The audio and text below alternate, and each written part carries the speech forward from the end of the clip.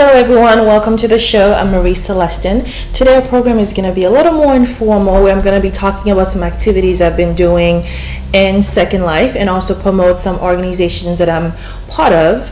And so we also have a lot of different events that are happening locally, Dorchester, Somerville, and part of Cambridge. So what I'm going to do is talk a little bit about what's coming up in the next few days. And as always, if you have any questions or comments about the show, you can call me live until about 5:57, which is when I go off the air. But if not, you can always go online to watch segments that you miss, www.youtube.com, Talk with Marie, and you'll see all the segments from today to what I may have broadcasted in the past. So I'm gonna go online so we can go through some of the slides that I prepared for today, and we'll go through some of the programs, and also I'm going to be talking about some organizations that I'm part of. But as I'm doing all that, don't forget you can call the studio and ask me any questions you have.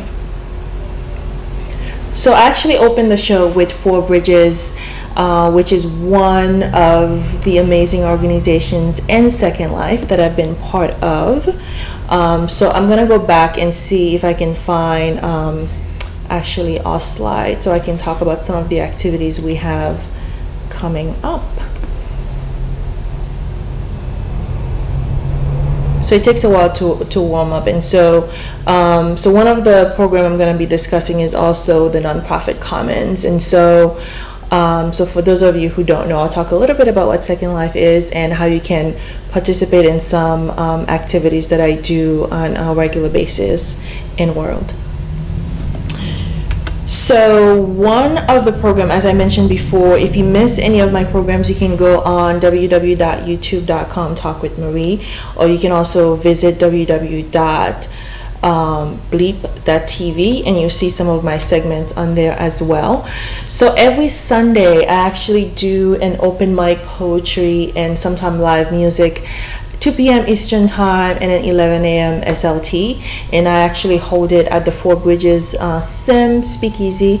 And if you don't have an account for Second Life, you can go to www.secondlife.com and find out how you can open an account and learn about how you can become part of that online community. But for information on Four Bridges, you can go to their website, which I actually opened the program with, and we can actually check out their website also, so you can see some of the information that they have about the organization. But I also have a slide that I'm going to be showing you about what the mission of the organization is. So Four Bridges is a virtual global community. Their principles is about respect for nature, universal human rights, economic and social justice, and they also promote a culture of peace.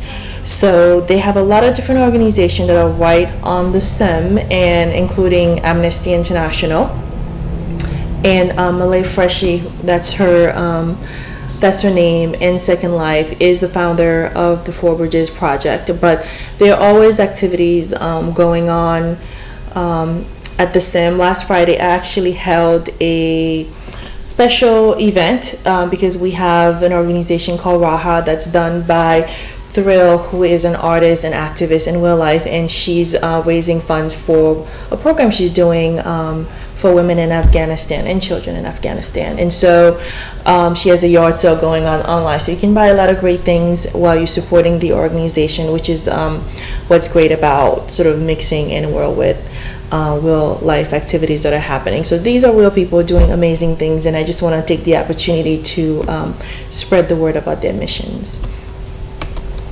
So the other thing I do on a weekly basis is an NPC meeting every Friday at 8:30 SLT. It's 11:30 EST, depending on where you live. So Eastern Time will be 11:30 a.m. So we have a meeting every week. And so at the NonProfit Commons, we house over 100 nonprofit organizations. And so again, it is a virtual community that has nonprofits that are there as tenants and participants in different social causes that they're working on in real life and Second Life. And so what they do is providing us the opportunity to use virtual world as a tool to promote our organization and whatever social causes that we're working on.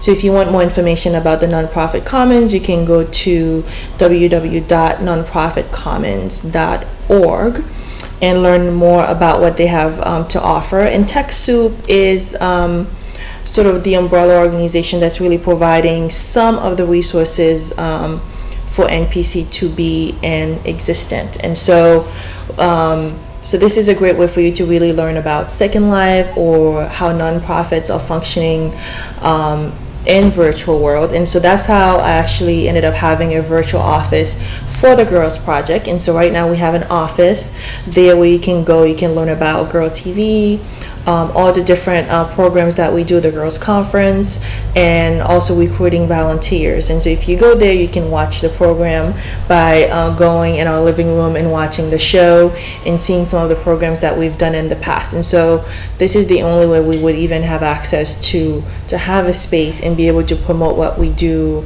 in the greater Boston area in virtual world. And so both Four Bridges and the Nonprofit Commons have been a great resource to me and many others who do work within the nonprofit industry. And I believe a few weeks ago I did a program with Live and Learn in Kenya, which is one of my neighbors at the Nonprofit Commons. And so a lot of different groups have taken the opportunity to really be housed on that SIM, so we can work together and then individually to promote our mission. And a few weeks ago I also had Tammy Miser, who also has another organization on there. So ideally on a regular basis I want to be able to introduce you to different individuals and organizations who are doing great work, whether they are within my community within Massachusetts or they're doing work outside of the US. And I've had a chance to talk with other groups who are doing work internationally, but their work impact everyone. And so if you do all part of Second Life community, you can definitely learn about them online. And coming up on Wednesday, there is .art is presenting Portraits, People, and Places, which is an exhibit of young artists in the local area. It's going to be done at Carney Hospital, that's in Dorchester Ave, and they'll be providing light refreshments. So if you want more information about this exhibit, call 617-265-3503 or check out their website www.dotart.org. All these organizations, they're actually on Facebook. So what I'm going to do toward the end is go on Facebook for you to see their pages as well. So Central Presenter will be offering a special presentation of the film The Invisibles on Thursday, August 25th from 6 to 9 at the Somerville Public Library. So take advantage of that. This is a really amazing film. I'm gonna go on Facebook for you to see what it's all about. So contact Laura Gonzalez via her email address or 617-629-4731 extension 228. Again, the name of the film is The Invisibles, and that's happening this week. So now we have some program for September, Embracing the Moon, which is Women's Appreciation Circle, happening on September 17, Somerville again. Somerville seems to have a lot of activity going on in September. So from 4:30 until 6:30, they're going to be offering meditation tutorial and really showing you how you can create peaceful spaces for you to to really learn about meditation and find your creative spirit. The event costs $15 per person, so you can bring in cash. I believe it's a cash only event, so bring go over on the same day. You can sign up, but I'm gonna go on Facebook so you can see how you can check out the event. Next, we have 24 Hours of Reality that's going to be taking place on September 14 at 7 p.m.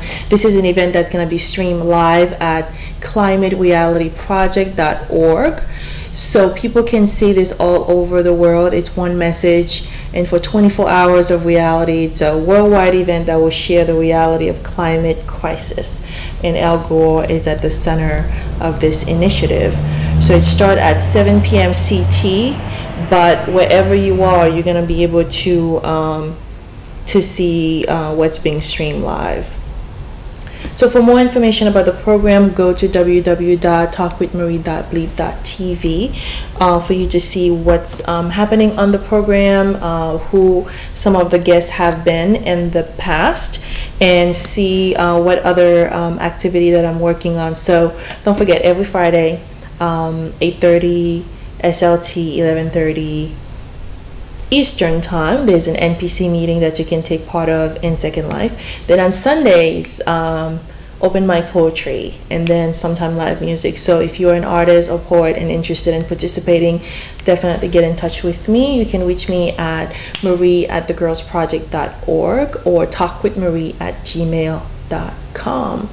And again, while I'm on live, you can call me on the air and ask any questions you may have about the program or anything that's coming up. And also, if you are planning any events, I am one of the best person to get in touch with, because I would love to promote it and make sure that people are aware of what you're doing. So always email me and let me know if you're working on something, whether it's happening in 2011 or something you're working for even later next year, so I can be sure that you are on the show and I let people know what's coming up so they can participate.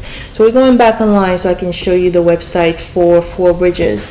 You can go to fourbridgesproject.org and you can see all the great pictures that Malay has taken online. So here's their mission again, and this is actually the site online, so you can see the images, what you will see when you do log in.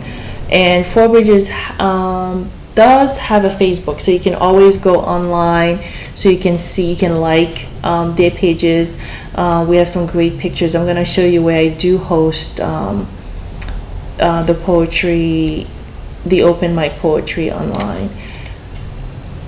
So these are some great images. This is the resource center area, so you can see the B is the logo of Four Bridges. So there are a lot of different things to see. Virtually Speaking is another great show that's done, I believe, on a weekly basis, where political pundits do take on issues, current events that have taken place, and invite people to comment and really have a great discussion about what's going on globally and locally. This is Milay's office, which is really such a cozy little place that she has. So anyone who wants more information about 4B can stop by and leave her a note or contact her in World for more information. This is the top floor of the speakeasy at the Four Bridges SEM. And this is speakeasy. This is the second level. So that's where I hold the poetry event on Sunday, and so so there's always something happening in there. So I'm hoping at some point I'll do a little more training about how you can get involved with what's happening at Four Bridges and how you can open an account. And so there are so many opportunities if you do have an organization, or if you just have a curiosity to see how you can promote whatever you're doing and how to connect with people, because it's not all work. We do a lot of things to really connect with individuals, whether they match your interests or you just want to do something different online. So this is the Nonprofit Commons in Second Life. You can check out their page on Facebook and get more information about what they are working on. So again, you can go to www.nonprofitcommons.org, also www.techsoup.org, so you can see all the projects that they're working on. And then the exhibit that I mentioned that's coming up on the 24th, which is this Wednesday, .org is the organization that is putting this together. So you can go on their website and get more information about who to contact and participate in the exhibit. So it's a great way to support the organization. So go, if you just go on Facebook and type .org, you should be able to like their page and contact the person who is in charge of the exhibition. So their phone number is 617-265-3503. Their website is www.dotart.org, and their email is office@.org.org. So that's a lot of information to remember. But again, if you miss anything, that's done every Monday at 5:30. You can go to our website and see what else is going on. So there's always an event that's coming up. The portrait is actually one of the notices that was sent to me. So all that, you can find them online. And then if you miss anything, we have our channels on YouTube, bleep.tv, and so take advantage of that. So if you feel like you missed anything, and then CCTV also, you can watch it being streamed live. So if you can't physically be at home to watch on cable, you can go on the website and watch the program. So I'm actually going to show one of the segments that I've done recently on Katie Visco, who has ran across America a few years ago, and so right now she's on a speaking tour, and I always love to promote her work in terms of what she's been doing, but her mission is so related to what I believe in, and also the work of the Girls Project. I always want to remind people of what she's been up to, and she was at the studio recently when she was visiting Boston, and so that interview always inspired me. So I want to be able for you to really get to know her, and so I'm gonna leave the program a little bit with that interview. So that was really great. So she's been at the studio at least twice before she went across America, and then afterwards she came back to talk to us about what she's doing. So for more information about any of our programs, you can contact me at talkwithmarie@gmail.com or marie@thegirlsproject.org. So we're working on a lot of programs this summer, and then also our annual conference is coming up on October 22nd at Simmons College, so stay tuned for more information on that. And so I'm gonna go online right now to our YouTube channel so you can see the interview that I did with Katie Visco. You can do it. It's simple. Just do it and you'll love it. That's what I want to say. That's it. That's it. So the volume is a little low, so I need to increase that a little bit. So I'm gonna come back and show you the interview, and I'm hoping toward the end you'll be able to see where to get more information about Katie's organization, which is paveyourlane.org, and she also has a page on Ning, so you can get more information on that. Like, here we go again. Okay.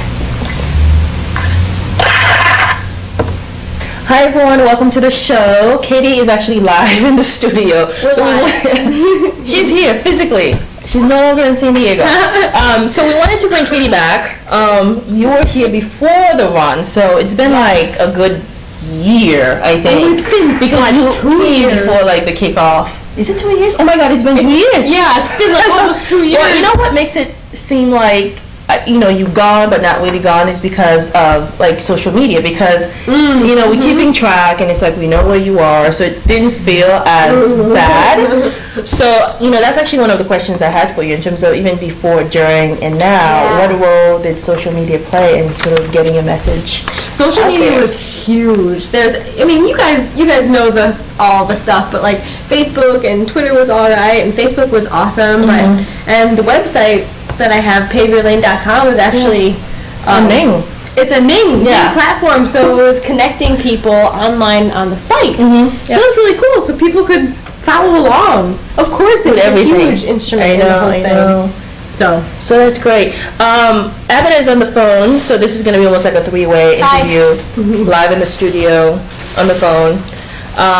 So, and then also, we've been talking, since you've been here, we continue to sort of follow progress, talked about what you've been doing, and, Candace wanted to know what kept you motivated during your run. Yes, that's a great question, and so it was 276 days of running, so that's a great question. Like on a daily basis or on a weekly basis, what kept you going? And it might sound corny, but to be honest, the people that I met along the way. Okay. Absolutely the people, because the people I met along the way, whether it be people who I've never met before, who decided to host us in their home, you know, they all have some kind of reason for wanting to help. And so those people gave me motivation to hold myself accountable to a dream. And so I can't not do it, because I have these people who are supporting me and wanting to be a part of the dream. So it's the concept of it takes a village. You can't let your village down. Right. So the people I met and the people that I knew I was going to meet along the way, because this was for the inspiration. This was for inspiring other people. That was the mission. So. But then you also had Team Katie at home and along the way, and I think you probably have a bigger Team Katie now, because did you have people running? I don't know where I came up with that. This is all on you. Did you have people support? Like, did you have people running along the way, and as you were running as well? You know, I gotta running clubs. I don't know. I know. I gotta give a shout out to the most informal running club ever, which is the name of the running club that I'm in here in Boston. And it's a group of wonderful people who really supported me before and during I ran. So, and there were running clubs all across the country who came out to run, anywhere from a 4.5-year-old boy in Illinois to an 80-something-year-old man in somewhere in Kansas. I don't even know. Somewhere up there. All kinds of people. Wow. Who had all different motivations. And you have tons of pictures. So NAN seems to be like the hub for everything, even though you do have a Facebook page. Yeah, the website's the hub. Yeah, and then along the way, I know you also talk with the girls and other teens about what you're doing and the importance of running in your life. Yeah, for example, let's just take, if I did this run and just did it myself and just decided I'm going to go running every day and that's it, it's a personal journey, whatever, I would not be motivated. To keep going. Right, it would be pointless to me. So, I mean, you can think of it as like a running speaking tour where the point of it was to connect with and speak with as many people as possible about, hey, it's possible to go out there and at least take a step towards the things you believe in or live your values and go for the things that you actually love that give you life. That was just hopefully like some example. But this was beyond running, because at first when you said it, I'm thinking, oh my God, running across America. It just seems so huge, because even for me, I'm thinking like, even if you said, oh, running across Cambridge or running across like Massachusetts, it would seem like, seriously, because especially when we're thinking now, it's like people are not that active. So if it was like walking across, maybe, you know what I mean, but just the idea of like running at the same time, spreading your message almost across as you're doing it. I think about messengers in the past, and just any kind of messenger, like, how are they fueling themselves? And so I just choose to use running because it gives me life. I'm going to use that to spread a message, and I want to continue to do that across this country, because I believe in following your passion. Which is great. So talk to us a little bit about Pave Your Lane, which is the organization. I wanted to show people your pictures. Sure. Pave Your Lane is actually a concept, and so it's actually the name of my website. So if you go to paveyourlane.com, I don't know what that picture is, but it's on your website. I don't know what that picture is either, but these are just pictures. This is like in Kansas, where I spoke to middle school girls and signing autographs after a talk.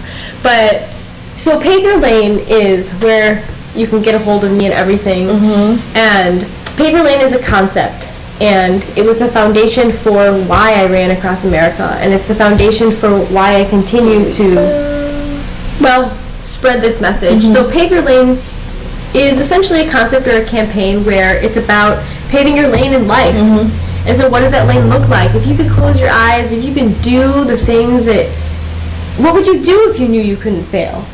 What would your lane look like? And so the other thing is, like, there's a lot of lanes out there that are paved for us already. There's a lot of models that suggest certain possibilities, which is a good thing sometimes, but sometimes we strive for those lanes, or we go down those lanes, or strive to fit those models, and we lose ourselves.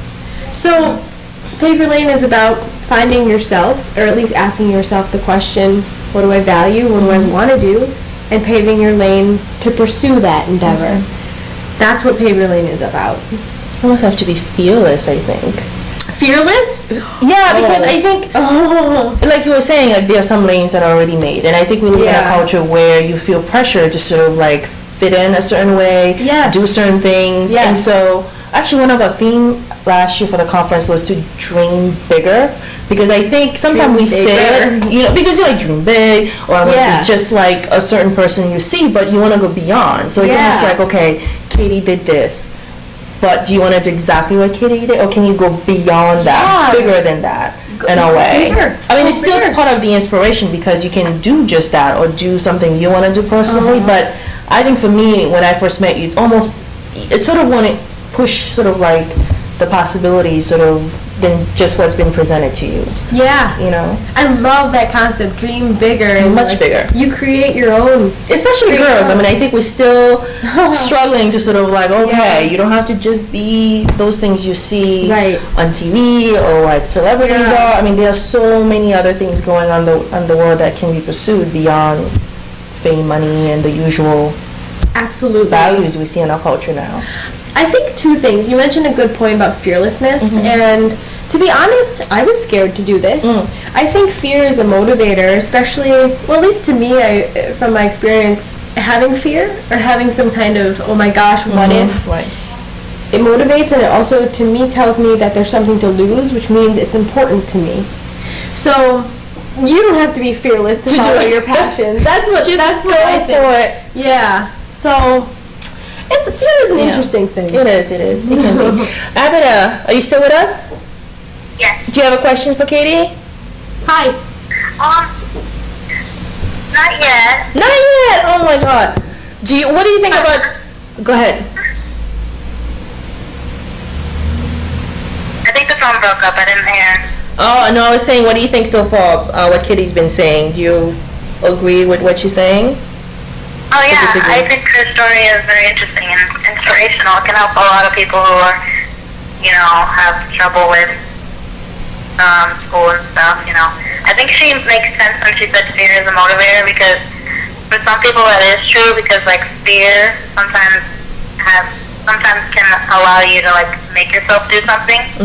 So I agree with that. Okay. Yeah, it's interesting, isn't it?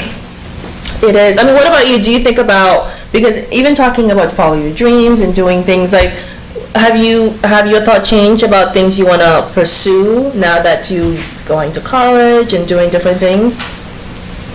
Well, it definitely is scary, and usually like before I was kind of scared to do like certain things, like even come to college I was really scared of doing that, and sometimes I would kind of say to myself, I'm going to do it, but then when the time would come, it would kind of feel weird, because kind of in my mind I would be thinking, yeah, I'm going to do it, but almost like it's not, the time isn't going to come.